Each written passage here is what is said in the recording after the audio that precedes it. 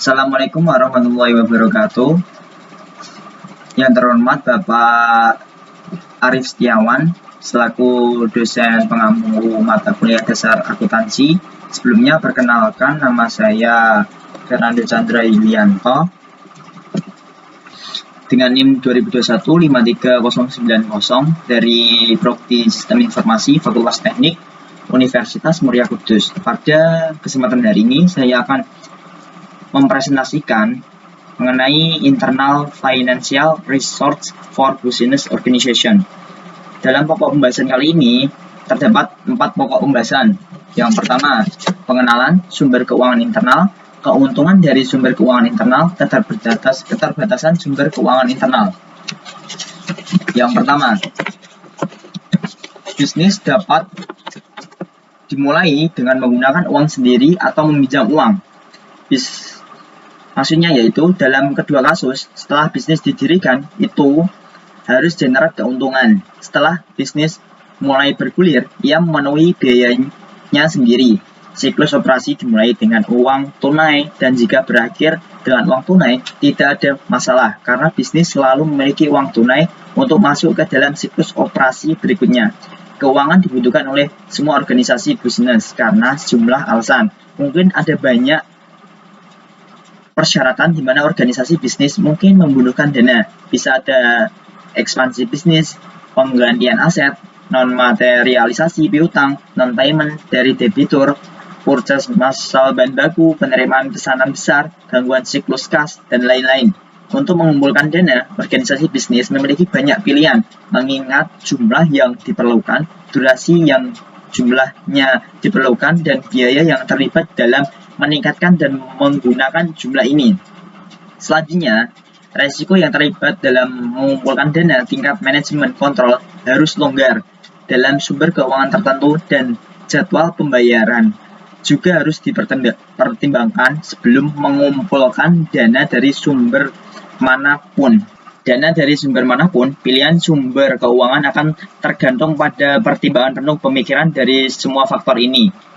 Dan setelah menganalisis secara menyeluruh semua faktor, manajemen organisasi bisnis akan memilih sumber keuangan tertentu untuk memenuhi persyaratannya. Jika karena alasan apapun perusahaan membutuhkan uang tunai atau membutuhkan keuangan, ia dapat mengumpulkan dana baik melalui sumber keuangan jangka panjang dari sumber keuangan jangka pendek.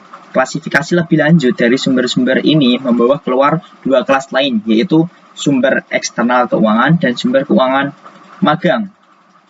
Dengan demikian, ada 4 kelas sumber keuangan: sumber eksternal jangka panjang, sumber internal jangka pendek, sumber eksternal jangka pendek, dan sumber internal jangka pendek.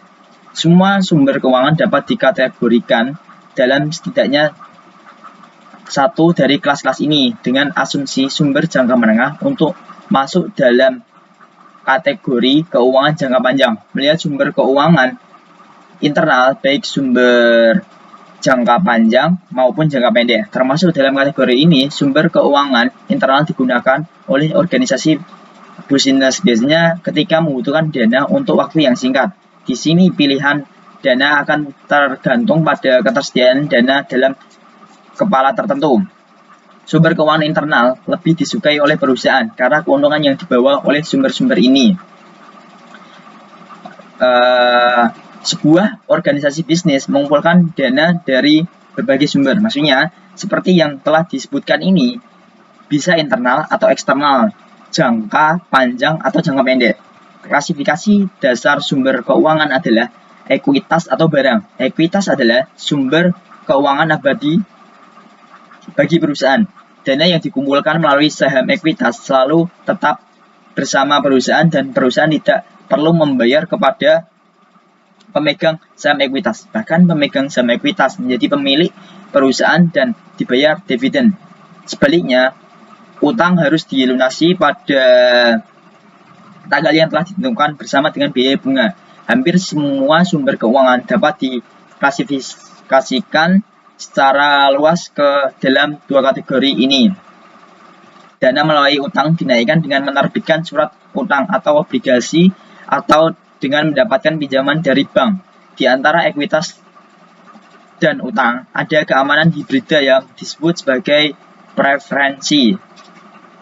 Memiliki fitur dari kedua utang ekuitas. Saham preferensi adalah sumber keuangan jangka menengah, sumber keuangan jangka panjang, atau jangka menengah lainnya. Dapat berupa deposito publik, deposito perusahaan, dan lain-lain. Sumber-sumber ini berada di luar perusahaan. Untuk sumber keuangan jangka pendek, perusahaan dapat menggunakan untuk fasilitas serukan dari rekeningnya atau dapat memanfaatkan pinjaman jangka pendek dari bank. Selain itu, perusahaan memiliki sumber lain seperti laba ditahan, dividen yang tidak didistribusikan, kredit perdagangan, uang muka dari pelanggan, piutang, dan lain-lain. Sumber keuangan tergantung pada banyak faktor seperti jumlah, durasi, biaya, dan lain-lain. Organisasi bisnis pertama-tama akan menganalisis persyaratan dan kemudian akan mengambil keputusan mengenai sumbernya. Yang selanjutnya, sumber keuangan internal. Sumber keuangan internal di sini dibagi menjadi beberapa. Yang pertama yaitu laba ditahan. Maksudnya adalah sumber keuangan terbaik untuk suatu organisasi adalah pendapatan yang ditahan. Laba ditahan adalah bagian dari keuntungan yang tidak didistribusikan sebagai dividen kepada pemegang saham ekuitas. Laba ditahan adalah aset milik memegang saham ekuitas dalam bentuk cadangan dan surplus. Laba ditahan adalah sumber daya yang mudah tersedia. Perusahaan memiliki akses penuh ke pendapatan yang ditahan. Yang kedua, sumber dana yang mudah tersedia. Maksudnya yaitu biaya laba ditahan meskipun diberlakukan secara setara dengan biaya ekuitas, tetapi pada kenyataannya tidak ada biaya involved karena dana sudah dengan perusahaan itu sendiri. Dari sudut risiko juga, laba ditahan adalah sumber yang lebih aman bagi perusahaan karena merupakan uang perusahaan sendiri. Selanjutnya yaitu akumulasi penyusutan. Maksudnya yaitu semua perusahaan memiliki aset tetap maupun lancar. Perusahaan membebankan penyusutan pada aset tetap. Depresiasi dibebankan dengan tujuan mendanai penggantian aset tetap pada akhir kehidupan ekonomi aset sampai pada akhir kehidupan ekonominya. Akumulasi depresiasi tunggangan dapat digunakan oleh perusahaan. Akumulasi jumlah penyusutan juga berisiko lebih sedikit sumber keuangan bagi perusahaan karena jumlah akumulasinya adalah dengan perusahaan itu sendiri. Yang selanjutnya yaitu reserves. Maksudnya yaitu sumber penting lain dari keuangan internal bagi perusahaan adalah cadangan yang dikelola oleh perusahaan. Banyak jenis cadangan dapat dipertahankan oleh perusahaan dan jumlah yang disumbangkan untuk cadangan khusus dapat digunakan oleh perusahaan sampai tanggal penggunaan cadangan itu untuk tujuan tertentu. Cadangan juga tidak termasuk biaya karena itu berbohong dengan organisasi itu sendiri. Yang selanjutnya yaitu kewajiban yang belum dibayar. Maksudnya yaitu organisasi memiliki banyak kewajiban serta kewajiban jangka panjang. Semua kewajiban tidak dibayarkan segera dan kewajiban yang harus diselesaikan di kemudian hari membuat dana tersedia untuk penggunaan lain. Dengan cara ini, kewajiban yang belum dibayar dapat berfungsi sebagai sumber keuangan internal untuk organisasi. Selanjutnya yaitu dividen yang belum dibayar. Maksudnya yaitu dividen adalah bagian dari laba yang dibayarkan kepada pemegang saham preferensi dan pemegang saham ekuitas. Tingkat dividen untuk pemegang saham preferensi sudah ditentukan dan ditetapkan. Sisa laba didistribusikan sebagai dividen pemegang saham ekuitas sampai hari dividen tidak benar-benar didistribusikan. Jumlah dapat digunakan untuk kegiatan lain. Yang selanjutnya yaitu bunga yang belum dibayar atas surat utang. Maksudnya setiap bunga yang belum dibayar atas surat utang atau instrumen utang lainnya juga dapat digunakan oleh organisasi untuk kegiatan lain. Ada tanggal tertentu di mana bunga tersebut dibayarkan dan sampai tanggal tersebut jumlah yang terlibat dapat digunakan untuk beberapa kegiatan lain. Selanjutnya yaitu uang tunai yang dihasilkan dari penjualan aset. Maksudnya yaitu selama bisnis mungkin terjadi bahwa aset yang tidak digunakan oleh atau jika aset digantikan oleh yang baru dan yang lama dijual. Dalam kasus seperti itu, uang tunai dihasilkan yang tidak memiliki penggunaan yang ditetapkan. Uang tunai ini dapat digunakan oleh organisasi sebagai sumber keuangan internal jika diperlukan. Tabungan dalam transaksi dapat diberlakukan sebagai sumber keuangan internal. Penghematan dalam transaksi dapat dilakukan karena availing diskon tunai atau posisi yang ditawarkan posisi tawar yang lebih baik. Jumlah yang disimpan dengan demikian dapat digunakan untuk beberapa aktivitas oleh organisasi. Yang selanjutnya yaitu keuntungan dari sumber keuangan internal. Perusahaan memiliki pilihan untuk memperoleh dana dari sumber eksternal atau menggunakan dana dari sumber internal kepada mereka. Jika perusahaan mengumpulkan dana dari sumber eksternal, ia memiliki banyak jenis resiko yang harus dihadapi. Resiko pertama adalah pengenceran kontrol jika dana dikumpulkan dari ekuitas. Karena pemegang saham ekuitas adalah pemilik utama perusahaan dan juga memiliki hak suara. Kemungkinan kehilangan kontrol meningkat jika funds dinaikkan melalui ekuitas. Resiko kedua dalam kasus sumber eksternal adalah pengarahan kontrol berlebih jika sumber utang digunakan. Bank dan lembaga keuangan dapat melakukan kontrol yang tidak perlu atas fungsi perusahaan dan ikut campur dalam pengambilan keputusan. Perusahaan jika lebih banyak jumlah pinjaman diambil dari mereka. Resiko ketiga yang terlibat dalam pembiayaan dari perusahaan eksternal adalah kewajiban operasional membayar dividen kepada pemegang saham ekuitas atau untuk membayar bunga kepada penyedia utang. Membayar bunga atas utang dan pembayaran kembali jumlah utang adalah kewajiban hukum perusahaan. Jadi resiko kebangkrutan juga meningkat. Yang terlibat dengan sumber eksternal adalah biaya pengadaan dana.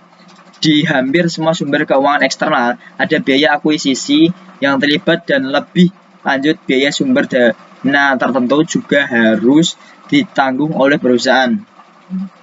Semua poin yang disebutkan di atas menjadi keuntungan dari sumber keuangan internal bagi perusahaan. Pertama-tama, dana sudah ada di perusahaan sehingga tidak ada biaya yang terlibat dalam pengadaan dana. Sumber keuangan internal beresiko lebih sedikit dari sudut pandang perusahaan karena ini adalah sumber perusahaan sendiri. Tidak ada kewajiban dalam bentuk apapun mengenai pembayaran dividen atau bunga dalam hal pembiayaan internal. Dengan demikian, tidak ada kemungkinan default dalam pembayaran oleh perusahaan. Keuntungan dari sumber keuangan internal adalah bahwa tidak ada bahaya kehilangan dan pengejaran atau distribusi kontrol atas perusahaan karena sumber bersifat internal bagi perusahaan dan perusahaan menggunakan dananya sendiri. Tidak ada kemungkinan kehilangan kontrol atau kekuatan pengambilan keputusan sumber keuangan internal. Dengan demikian menguntungkan bagi organisasi dalam banyak hal. Yang selanjutnya yaitu keterbatasan sumber keuangan internal. Sumber keuangan internal terbukti sangat bermanfaat bagi organisasi, tapi ini juga memiliki keterbatasan tertentu. Keterbatasan ini terkait dengan jumlah, durasi, penyalahgunaan dana, dan lain-lain. Keterbatasan utama dari sumber keuangan internal adalah bahwa dana yang tersedia terbatas di perusahaan dan dana ini memang memiliki banyak kegunaan. Perusahaan memiliki kewajiban memprioritaskan penggunaan dana dan karenanya perusahaan harus mengerahkan dana. Keterbatasan kedua dari sumber keuangan internal adalah durasi. Dana ini tersedia untuk jangka pendek semaksimal mungkin. Untuk jangka menengah, dana ini tidak dapat digunakan untuk jangka waktu yang lebih lama karena dana ini sudah memiliki tujuan penggunaan lain dan lain tersedia sampai waktu yang dihabiskan mereka tiba. Karena dana tersebut tidak melibatkan biaya, kecuali biaya peluang, mungkin ada kecenderungan untuk menggunakan dana ini secara tidak efektif. Sebelum memanfaatkan dana dari sumber internal, Analisis biaya peluang juga dapat dilakukan. Ini akan memberikan gambaran yang jelas kepada manajemen organisasi mengenai penggunaan dana internal, karena uang memiliki banyak kegunaan dan perlu digunakan sesuai prioritas dalam penggunaannya. Bahkan dengan keterbatasan ini, sumber keuangan internal sangat menguntungkan bagi organisasi bisnis karena keuntungan yang ditawarkan sumber-sumber ini. Yang terakhir yaitu kesimpulan dari pokok pembahasan kali ini, yaitu sebuah organisasi bisnis mungkin membutuhkan sumber daya keuangan di banyak akun. Mungkin ada kebutuhan uang secara teratur untuk menjalankan bisnis, atau mungkin timbul kebutuhan khusus ya untuk jangka waktu tertentu.